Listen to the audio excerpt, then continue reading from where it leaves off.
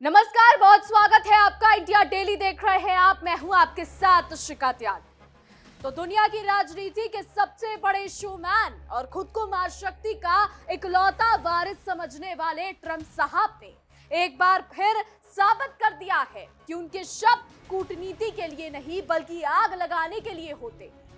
White house के Oval office से दहाड़ते हुए ट्रंप ने ईरान के शांति प्रस्ताव को कचरे का डिब्बा बताकर पूरी दुनिया को यह संदेश दे दिया है कि अमेरिका की डिक्शनरी में समझौता जैसा कोई शब्द नहीं, वहां सिर्फ धोस चलती है। जब पूरा विश्व युद्ध की विभीषिका से सहमा हुआ है, तब ट्रंप ने शांति की कोशिशों को लाइव सपोर्ट बताकर यह साफ कर दिया है कि वो शांति के दूत नहीं बल्कि विध्वंस के नायक बनना ज्यादा पसंद करते हैं।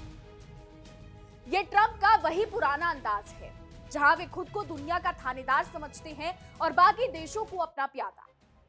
तो व्हाइट हाउस की चकाचौंध के बीच खड़े होकर ट्रंप ने जिस तरह से ईरान की तबाही का जश्न मनाया, वो उनके भीतर छिपे उस अहंकार को दर्शाता है जो मेरी लाठी मेरी बहस के सिद्धांत पर चलता है। एक तरफ वो मदर्स डे पर बच्चों की देखभाल जैसी कोमल योजनाओं का बखान कर रहे थे और दूसरी तरफ उसी जुबान से ग्रेनाइट पहाड़ों को चीरने वाले अमेरिकी बमों की तारीफ कर रहे थे। ये विरोधाभास ही अमेरिका की असली पहचान है। ट्रंप की ये धमकियां और चीन के साथ उनकी ये नई नूरा कुश्ती संकेत दे रही है कि दुनिया एक बेहद खतरनाक मोड़ पर खड़ी है। ये महज एक बयान नहीं है बल्कि एक ऐसी चेतावनी है जिसने अंतरराष्ट्रीय कूटनीति की गरिमा को मिट्टी में मिलाने का काम किया। और अब सबकी नजरें इस बात पर है कि ट्रंप का ये बारूद आने वाले दिनों में और कितनी तबाही लाएगा। अब आप एक चीज ध्यान से समझिएगा, डोनाल्ड ट्रंप हर दिन आकर नए बयान देते हैं। कभी एक्स पर कुछ लिखते हैं तो कभी पत्रकारों से बातचीत के दौरान बड़े बयान दे जाते हैं। हालांकि ट्रंप के बयानों का कोई मतलब नहीं होता। ट्रंप के दिमाग में जिस टाइम पर जो आता है ट्रंप कर देते हैं। पिछले साल लिए चलते हैं आपको, जून 2025 में ट्रंप और इजरायल ने ईरान के 3 परमाणु ठिकानों पर हमला किया जो बताए गए थे इस्फहान, नंताज और फॉर्स। और इन ठिकानों पर हमला करने के बाद ट्रंप ने इन्हें न्यूक्लियर डस्ट करार दिया। ट्रंप ने कहा कि अब ईरान का परमाणु कार्यक्रम कई सौ साल पीछे जा चुका है। लेकिन अमेरिका की ही एक खुफिया रिपोर्ट ने ट्रंप के इस दावे की पोल आज खोलकर रख दी। रिपोर्ट ये दावा करती है कि ईरान के परमाणु कार्यक्रम को कोई नुकसान नहीं पहुंचा।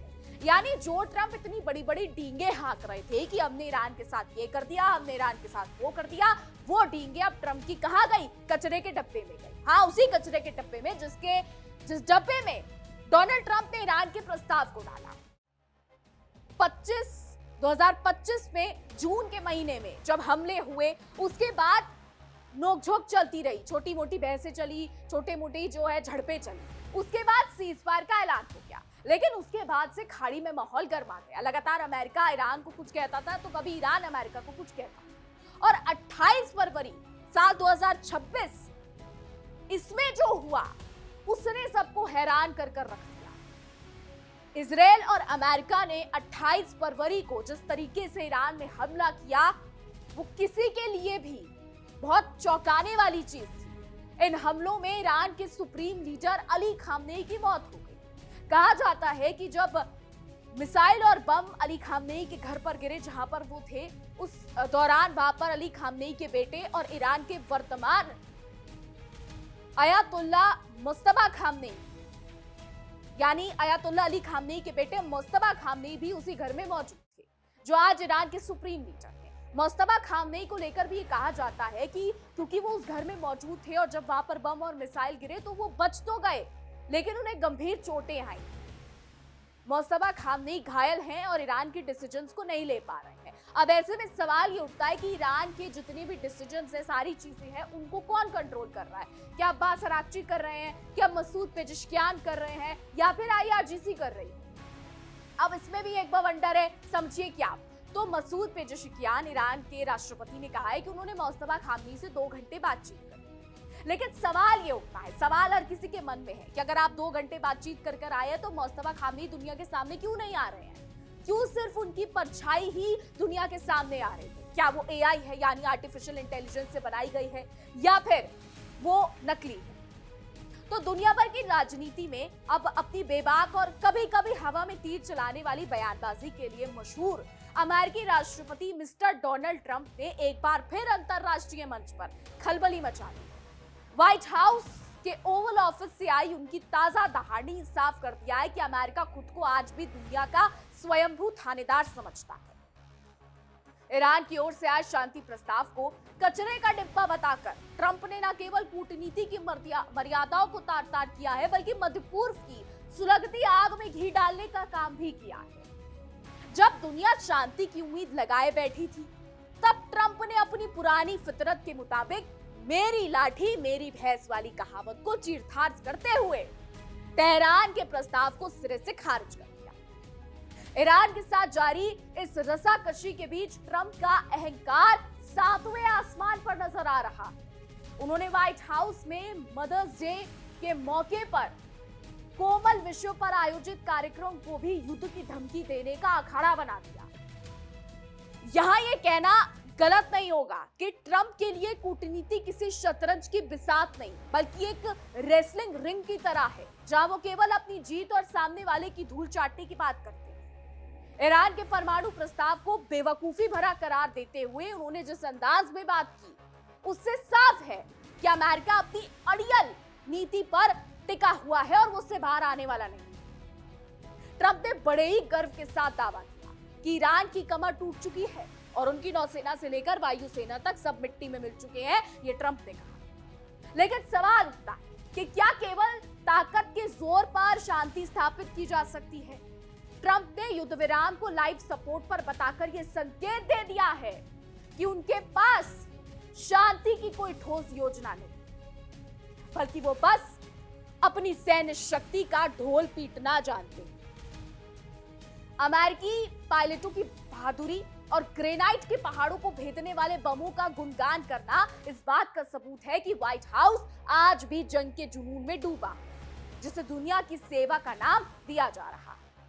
तो ईरान के साथ इस तनावपूर्ण माहौल के बीच अब ट्रंप का अगला पड़ाव ड्रैगन का गढ़ यानी चीन।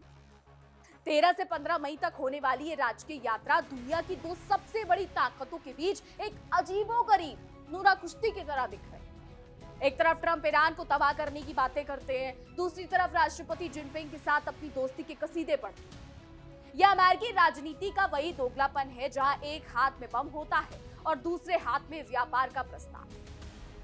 ट्रंप की ये यात्रा दक्षिण कोरिया के बुसान में हुए उस ट्रेड ट्रूस को आगे बढ़ाने का बहाना है, जिसे वो अपनी बड़ी उपलब्धि मान रहे हैं। तेहरान की परमाणु धूल साफ करने की शर्त पर ईरान का पीछे हटना ट्रंप को रास नहीं आया, क्योंकि उन्हें लिखित में समझौता चाहिए था। उनका कहना है कि ईरान के पास परमाणु हथियार नहीं होना चाहिए, क्योंकि वो दुनिया का भला कर रहे हैं। लेकिन ये अमेरिका की वही पुरानी वाली नीति है कि अपना काम बनता और भाड़ में जाए जनता। ट्रंप खुद को अलग ही नेता समझ रहे हैं, ट्रंप खुद को दुनिया का चौधरी समझ रहे हैं, लेकिन अंतरराष्ट्रीय मोर्चे पर वो किसी भी वक्त आग लगाने को तैयार बैठे। मदर्स डे के मौके पर संवेदनशील मुद्दों के साथ युद्ध की बातें मिलाना उनकी इसी विचित्र मानसिकता को दर्शाता है। चीन यात्रा के दौरान ताइवान का मुद्दा भी उठेगा, ये समझ लीजिए, जिसे लेकर ट्रंप काफी आश्वस्त दिख रहे हैं। सब ठीक रहेगा, लेकिन क्या वाकई सब ठीक रहेगा या केवल ख्याली पुलाव है ट्रंप साहब? ये ट्रंप से पूछिए कोई। 2017 में फॉरबिडन सिटी के स्पेशल टी रिसेप्शन की यादें ताजा कर ट्रंप फिर से जिनपिंग के साथ चाय की चुस्कियां लेने जा रहे हैं। जबकि दुनिया तीसरे विश्व युद्ध के मुहाने पर खड़ी हुई महसूस कर रही है, तो खुद को दुनिया को तो खड़ा कर दिया और खुद चले हैं चीन को अपना सबसे बड़ा पार्टनर बताना और फिर ईरान के बहाने अपनी सैन्य ताकत का प्रदर्शन करना। ट्रंप के इस दोहरे मापदंड ने सहयोगी देशों को भी असमंजस में डाल दिया। ट्रंप किसी के सगे नहीं है। अगर इस चीन यात्रा से कोई नई डील होती है तो शायद एप्पल और टेस्ला जैसी अमेरिकी कंपनियों के बहुत अच्छी तरीके से वारे के न्यारे हो जाएंगे, सीधी भाषा में कहूंगा। लेकिन ये समझना जरूरी है कि अमेरिका का ये सारा प्रेम केवल मुनाफे पर टिका है। अपना काम बनता और भाड़ में जाए जनता वाली सोच के साथ अमेरिका ट्रेड टैरिफ कम करने की बात कर रहा है, ताकि उसकी अपनी लड़खड़ाती अर्थव्यवस्था को सहारा मिल सके। चीन के लिए भी यह एक्सपोर्ट बाजार मजबूत करने का मौका है। लेकिन ट्रंप की अनिश्चितता कब क्या मोड़ ले ये कहना मुश्किल है। ट्रंप ने अपने स्टेट ऑफ द यूनियन संबोधन में चीन का नाम तक नहीं लिया, जिसे कई लोग तनाव कम करने का संकेत मान रहे हैं। मगर ये तूफान से पहले की शांति भी हो सकती है, ये भी समझ लीजिए। रेयर अर्थ्स और टेक्नोलॉजी एक्सपोर्ट पर होने वाली चर्चा वैश्विक अर्थव्यवस्था की दिशा तय करेगी। अगर ये दोनों दिग्गज एक मेज पर बैठकर वाकई कोई ठोस रास्ता निकालते हैं तो महंगाई कम हो सकती है और बिजनेस कॉन्फिडेंस बढ़ सकता है। लेकिन ईरान वॉर के साए में ये दोस्ती कितनी लंबी चलेगी ये तो वक्त ही बताएगा। तो ट्रंप की विदेश नीति एक ऐसे मक्कड़ जाल है जिसमें वो खुद को मसीहा और बाकी दुनिया को या तो दुश्मन या फिर मोहरा समझते हैं। एक तरफ युद्ध विराम का सपना देख रहे हैं, बातें कर रहे हैं, और दूसरी तरफ चीन के साथ दोस्ती का हाथ बढ़ाना। ये दर्शाता है कि अमेरिका 100 चूहे खाकर अलग ही दिशा में चल दिया है। दुनिया इन दिनों बड़ी अर्थव्यवस्था के मिलन को उम्मीद भरी नजरों से तो देख रही है, लेकिन ट्रंप की जुबान से निकलने वाले कचरे के टुकड़े जैसे शब्द किसी भी वक्त इस उम्मीद पर पानी फेर सकते हैं। इस पूरे खेल में ट्रंप ने ये साबित कर दिया है कि वो समझौते के लिए नहीं बल्कि अपनी शर्तों पर दुनिया को झुकाने के लिए जाने जाते हैं। चाहे फिर वो ईरान की बात हो या फिर वो चीन की बात हो, चीन के साथ ट्रेड वॉर को खत्म करना हर कदम के पीछे एक सोची समझी व्यावसायिक चाल है। अब देखना यह है कि 13 मई को जब ट्रंप बीजिंग की धरती पर कदम रखेंगे तो वो शांति का दूत बनकर जाएंगे या फिर अपनी वही पुरानी दोस्त जमाने वाली छवि के साथ जिसे पूरी दुनिया अब अजीज आ चुकी है। ट्रंप की इस कूटनीति को देखकर तो यही लगता है कि वो उल्टा चोर कोतवाल को डांटे वाली राह पर चल रहे हैं। एक तरफ वो ईरान के प्रस्ताव को कचरा बता रहे हैं, दूसरी तरफ खुद को शांति का मसीहा साबित करने पर तुले हैं। अमेरिका की ये पुरानी फितरत रही है कि वो पहले खुद में आग लगाता है, खुद आग लगाता है और फिर फायर ब्रिगेड बनकर उसे बुझाने का नाटक करता है। यानी पहले खुद आग लगाओ और फिर उसको बुझाने चल दो। ईरान की संवर्धन सुविधाओं पर हमला करके उसे कमजोर करना और फिर उससे उम्मीद करना कि वो घुटने टेक कर लिखित समझौता दे दे, ये ट्रंप की उसी साम्राज्यवादी सोच का हिस्सा है। वो भूल रहे हैं कि कूटनीतिक की मेज पर बैठकर होती है, कूटनीति मेज पर बैठकर होती है, मिसाइलों की गड़गड़ाहट से नहीं होती है। ये ट्रंप भूल गए। व्हाइट हाउस के गलियारों से लेकर बीजिंग की दीवारों तक ट्रंप ने अपनी बातों का जो मायाजाल बुना है उसमें सच्चाई कम और सियासी पैंतराबाजी ज्यादा नजर आती है। जब वो कहते हैं कि अमेरिकी पायलटों ने खतरनाक मिशन पूरे किए और ग्रेनाइट के पहाड़ों को चीर दिया, तो वो असल में दुनिया को डराने की कोशिश कर रहे हैं। ये अमेरिका का वही घमंड जो उसे लगता है कि उसके पास सबसे घातक हथियार है, तो वो किसी भी संप्रभु राष्ट्र की संप्रभुता को पैरों तले रौंद सकता है। ट्रंप का ये रवैया अंतरराष्ट्रीय नियमों की धज्जियां उड़ाने वाला है। मदर्स डे के बहाने ट्रंप ने जो बातें कही हैं, युद्ध के नगाड़े बजाए हैं, ये किसी अजूबे से कम नहीं है। एक तरफ आप जीवन देने वाली सेवाओं की बात करते हैं तो दूसरी तरफ ईरान की नौसेना और वायुसेना को खत्म करने का जश्न मनाते हैं। ये विरोधाभास ही ट्रंप की राजनीति की असली पहचान है, ये समझ लीजिए। और चीन भी कोई दूध का धुला नहीं है। चीन जो लगातार ये ठोक के कह रहा है, ताल ठोक ठोक कर कह रहा है चीन कि अमेरिकी राष्ट्रपति डोनाल्ड ट्रंप चीन आ रहे हैं, चीन भी कोई दूध का धुला नहीं है। चीन वो देश है जो सिर्फ और सिर्फ अपने स्वार्थ के बारे में बात करना जानता है। अपना काम है तो ईरान के साथ है, अपना काम नहीं है तो कल को ईरान के खिलाफ हो जाएगा और अमेरिका के साथ हो जाएगा। चीन के साथ ट्रंप का ये नया नया प्यार भी किसी गिरगिट के रंग बदलने जैसा ही। कल तक जो चीन अमेरिका की नौकरियों का दुश्मन था, आज वो ट्रंप का फैंटास्टिक पार्टनर बन गया है। 13 मई की ये यात्रा क्या वाकई रिश्तों को स्थिर करेगी या फिर ये व्यापारिक टैरिफ भी छूट पाने का एक और जरिया मात्र है?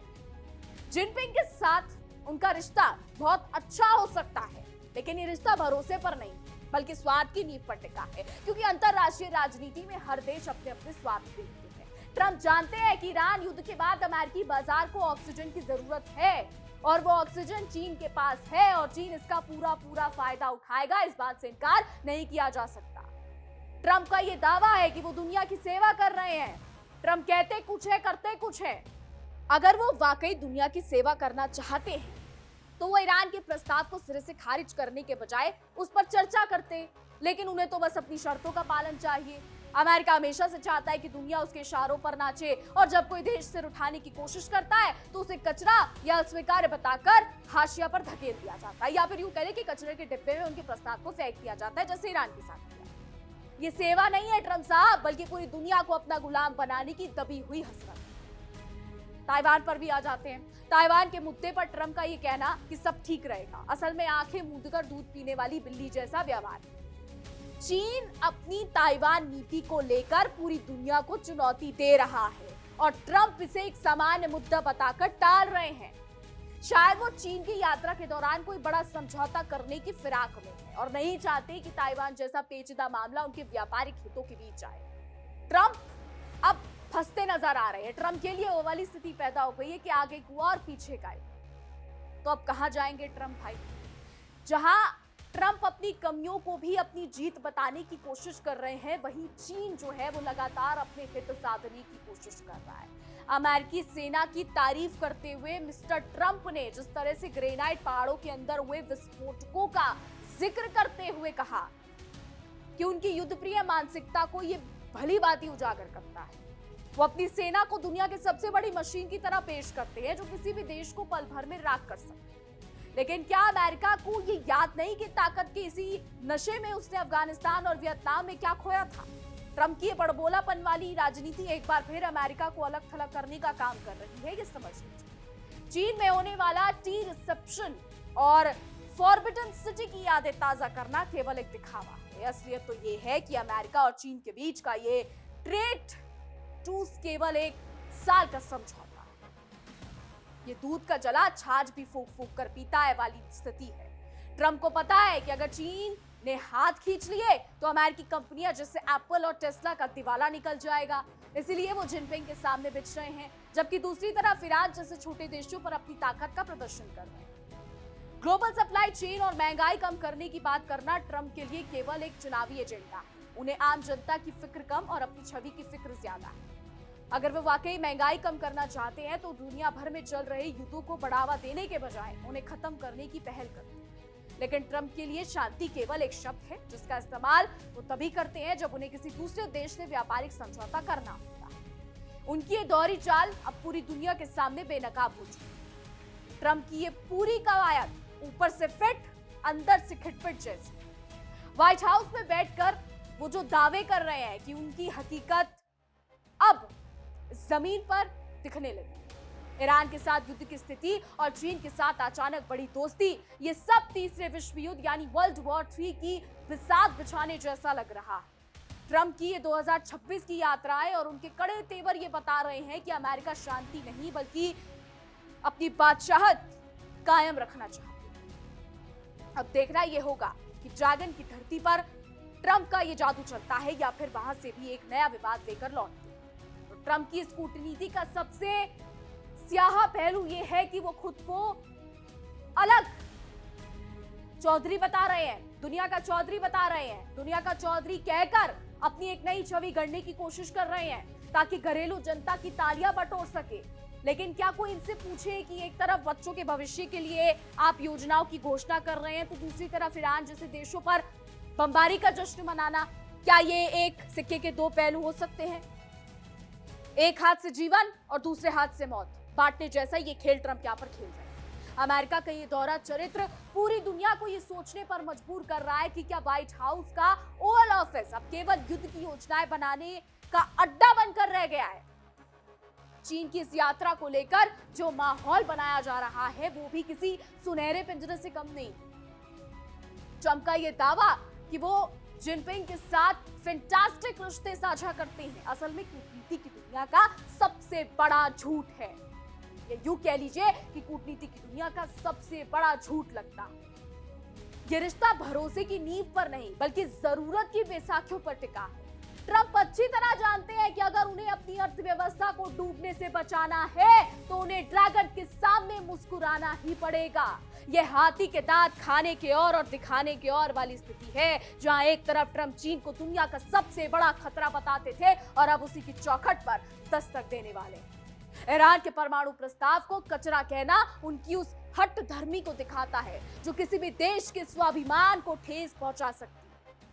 ट्रंप चाहते हैं कि हर देश उनके सामने जी हुजूरी करे, लेकिन वो भूल रहे हैं कि आज की दुनिया 19वीं सदी की दुनिया नहीं। ईरान के मामले में उनकी स्थिति की सियानी बिल्ली खंबा नोचे जैसी हो गई, क्योंकि सैन्य हमलों के बावजूद तेहरान ने उनके सामने झुकने से इनकार कर दिया है। ये उनकी झलझलाहट ही है जो बयानों में आग बनकर निकल रही है। वैश्विक बाजार और सप्लाई चेन को स्थिर करने के नाम पर ट्रंप जो खेल खेल रहे हैं, उसका मकसद केवल अमेरिकी कंपनियों को फायदा पहुंचाना है। उन्हें ना तो ग्लोबल ग्रोथ की परवाह है, ना ही महंगाई की है। उन्हें बस अमेरिका फर्स्ट के नाम पर अपनी जेबें भरने और अपनी कुर्सी बचाने की चिंता। एक कहावत आपने सुनी होगी, अपना उल्लू सीधा करना। ट्रंप की विदेश नीति का मूल मंत्र यही है। चीन के साथ टैरिफ में रियायत देना भी इसी रणनीति का हिस्सा है, ये समझ लीजिए, ताकि चुनाव के वक्त वो अपनी जनता को दिखा सके कि वो एक महान डील मेकर है, पीस मेकर। अब ये कहना गलत नहीं होगा कि ट्रंप की ये मसालेदार कूटनीति दुनिया को शांति के बजाय विनाश के करीब ले जा रही है। एक तरफ युद्ध विराम का लाइव सपोर्ट पर होना और दूसरी तरफ हथियारों की नुमाइश करना, ये साफ करता है कि ट्रंप के शब्द केवल शब्दों का मायाजाल। अब 13 मई की उस चीन यात्रा का इंतजार पूरी दुनिया को है, जहां ये साफ हो जाएगा कि क्या ट्रंप वाकई शांति की कोई नई इबारत लिखेंगे या फिर उनकी यात्रा भी ऊंची दुकान फीके पकवान वाली साबित होगी। सवाल कई सारे। अमेरिका का ये अहंकार और ट्रंप की ये मनमानी कहीं दुनिया को एक ऐसे अंधेरे में ना धकेल दे जहां से वापसी का रास्ता ही नहीं।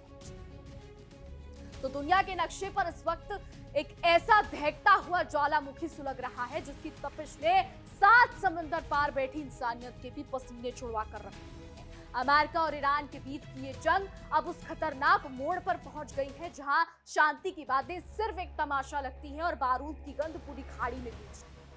ये मंजर ऐसा है जैसे डोनाल्ड ट्रंप ने अपनी जेब में पूरी दुनिया की तबाही का लाइटर रख लिया है कि एक आग लगाएंगे और खाड़ी जलकर राख हो जाएगी, और ईरान ने अपनी कफन पर इकबाल की इबारत लिखी है। क्या वाकई दुनिया तीसरे विश्व युद्ध के मुहाने पर खड़ी होकर अपनी बर्बादी का तमाशा देखने को तैयार है? ये बड़ा सवाल है। या फिर सिर्फ 2 मुल्कों के ईगो और लड़ाई की वजह से पूरी दुनिया इससे झुलसेगी? लाइव सपोर्ट की बात हमने, लाइव सपोर्ट ये वो शब्द है जो ट्रंप साहब की जुबान पर किसी मंत्र की तरह चढ़ गया है, लेकिन असलियत तो ये है कि ट्रंप साहब की ये जो लाइव सपोर्ट वाली दलीलें हैं, सीजफायर की डील है, ये कोई सीजफायर नहीं है, बल्कि ये अमेरिका का वो चेहरा है जो दुनिया के सामने आ रहा है। ये अमेरिका जो शब्द बोल रहा है, ट्रंप साहब की जुबान पर जो ये शब्द है, इसका मतलब समझिए। वो साफ साफ इशारा कर रहे हैं कि चीन से आ जाए, उसके बाद देखते हैं क्या।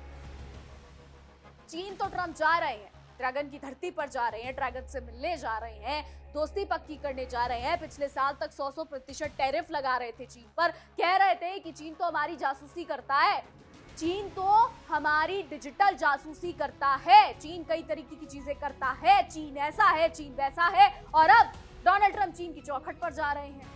ट्वीट को डोनाल्ड ट्रंप ने किया, एक्स पर बकायदा लिखा है कि मैं चीन जा रहा हूं। बीजिंग ने पुष्टि कर दी है, बीजिंग बहुत खुश है कि डोनाल्ड ट्रंप जो है वो चीन आ रहे हैं। डोनाल्ड ट्रंप साहब से अब जरा कोई ये पूछे कि अब आपको याद नहीं आ रहा वो बयान जब आप कह रहे थे, जब स्ट्रेट ऑफ हॉर्मूज को लेकर ट्रंप को घेरा गया था और ये कहा गया था कि ट्रंप की वजह से स्ट्रेट ऑफ हॉर्मूज में इतने बुरे हालात हो गए हैं कि लोगों की जीना मुश्किल हो गया, दुनिया की अर्थव्यवस्था गिर रही है। ट्रंप ने ये बयान तब दिया था कि अगर किसी को दिक्कत है, अगर स्ट्रेट ऑफ हॉर्मूज से किसी को रास्ता चाहिए, जहाज निकलवाने हैं, तो वो खुद आए और निकलवा ले। चीन को लेकर भी कहा था कि अगर चीन को इतनी दिक्कत है तो वो आकर निकलवा ले। चीन में बैठकर, बीजिंग में बैठकर बड़े बड़े बयान देने से क्या होता है? ये ट्रंप के शब्द थे। और अब वही ट्रंप चीन की चौखट पर जाने को तैयार है। फैंटास्टिक फ्रेंड, समझ रहे हैं आप किस तरीके से डोनाल्ड ट्रंप दोहरी राजनीति यहां पर खेल रहे हैं? वो ताइवान जो चीन का बड़ा दुश्मन बना हुआ है, जो अमेरिका के भरोसे बैठा है कि अमेरिका आएगा उसे बचाएगा, वही ताइवान अब देख रहा है कि कैसे अमेरिकी राष्ट्रपति डोनाल्ड ट्रंप बीजिंग जाने के लिए इतने खुश नजर आ रहे हैं कि फैंटास्टिक फ्रेंड तक नाम दे दिया है। हालांकि ये एक बात है, चीन जाएंगे, वहां से फिर एक्स पर कुछ लिखेंगे, फिर आएंगे, फिर कुछ लिखेंगे, फिर कुछ और बयान देंगे, फिर कुछ और आएगा। ये तो ट्रंप की नीति रही है। बहरहाल इंतजार उन तस्वीरों का है जब बीजिंग ट्रंप पहुंचेंगे, वहां पे लैंड होगा उनका प्लेन, उतरेंगे। देखना ये होगा कि क्या शी जिनपिंग ट्रंप को रिसीव करने जाएंगे। एयरपोर्ट पर जो तस्वीरें सामने आएंगी वो आपको दिखाएंगे और बताएंगे कि कैसे डोनाल्ड ट्रंप और जिनपिंग दोनों ही अपने अपने स्वार्थ के लिए पूरी दुनिया को आग में धकेल रहे हैं। चीन अपना स्वार्थ देख रहा है, अमेरिका अपना स्वार्थ देख रहा है, और अमेरिका को कोई फर्क नहीं पड़ता कि ईरान क्या कर रहा है, चीन को कोई फर्क नहीं पड़ता। हाँ, वो अलग बात है कि अब्बास अरागची अमेरिकी राष्ट्रपति ट्रंप के दौरे से पहले चीन भी गए थे, रूस भी गए थे, लेकिन यहाँ पर सवाल ये उठता है कि क्योंकि चीन को महाशक्ति कहा जाता है, रूस और अमेरिका को तो इतिहास से कहा जाता था, लेकिन चीन को भी महाशक्ति कहा जाता है। अब देखना ये होगा कि चीन और अमेरिका के राष्ट्रपति जब आमने सामने बैठेंगे, जब बातचीत होगी, तब क्या नतीजा निकलेगा, किन मुद्दों पर बातचीत होगी, क्या सब होगा, आपको विस्तार से समझाएंगे, विस्तार से बताएंगे कि आखिर अमेरिका और ड्रैगन क्या करने की कोशिश दुनिया में कर रहे हैं। लेकिन फिलहाल हमारी आज की रिपोर्ट में बस इतना है। क्या कुछ राय है आपकी इस पर? कुछ बताना चाहते हैं, कुछ सोचते हैं, कुछ पूछना चाहते हैं, कुछ समझना चाहते हैं, हमें कमेंट्स के जरिए जरूर बताइएगा। अगली बार लेकर आएंगे आपके लिए आपकी ही पसंद के टॉपिक पर एक और वॉर एक्सप्लेनर। तब तक के लिए तमाम बड़ी खबरों के लिए देखते रहिए इंडिया डेली। देखिए इंडिया डेली 24/7 अब आपके स्मार्ट टीवी पर। इंडिया डेली मौजूद है सभी डिजिटल प्लेटफॉर्म पर लाइव और लगातार। इंडिया डेली 24/7 हर दिन राष्ट्र को समर्पित।